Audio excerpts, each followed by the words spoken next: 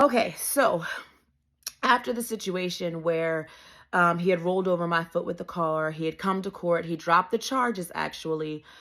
We did end up getting evicted because he took the money that he should have paid our rent with and paid his ex fiance's rent. So we move into another place. I find us another place in Crew. We move in, and we are supposed to be starting our life over. We actually did get married. So we went from February moving into our place together, all the drama, all the fighting, all the craziness, to moving into our new place. And then that September, so like this first or second week of September, he did his first wife divorced him, and then we got married on September 22nd. But here's the kicker: his first wife actually saved his life. But he didn't know it because he would have jumped and married any old body. And thank God he got me because he's going to get his deliverance out of this. So I had a conversation with his first wife, and I told her, I said, listen, I was pregnant at the time, and I said, listen, I don't date married men. I know better.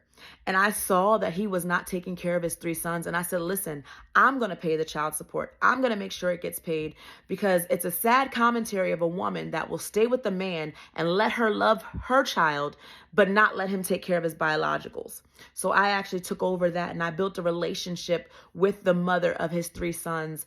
And the sad part is, a lot of it was torn apart because of him. And, he wanted me to actually like go against her and fight her and argue. It was drama from the start. But let's get back into this part of my story. So we move in to our new place after getting evicted from the first place, and we got married. And so now we're married. But here's the problem. After that time, the young lady that was staying with us, she left because she couldn't deal with the dark cloud and the drama that was in our house. So I fell into a depression in that time period. I was seeing counselors, I was seeing therapists, I was on at least 5 or 6 different medications for psych. I was just in a dark cloud to the point where I could not get out of bed for at least 4 or 5 months. So he took over cooking and cleaning and taking care of the house. And, there were times where he would complain and fuss at me, I'm taking care of the house, I'm doing everything, and all you're doing is in the bed. Not realizing that he was causing my pain, my depression, my anxiety.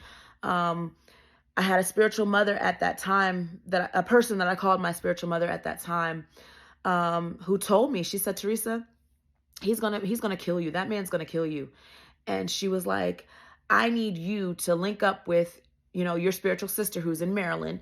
Just talk to her, see what y'all can do, because her plan is to actually move to North Carolina where we are. Maybe y'all can hook up. So I was like, okay. So long story short, in this part, I call her, I link up with her. I actually, when my husband was at work, packed my daughter up, and we moved to Baltimore, Maryland with this girl. And we were there for a few days, and my continence started changing. I started looking better. I didn't have that dark cloud on me. I didn't have the desire to be in bed all day.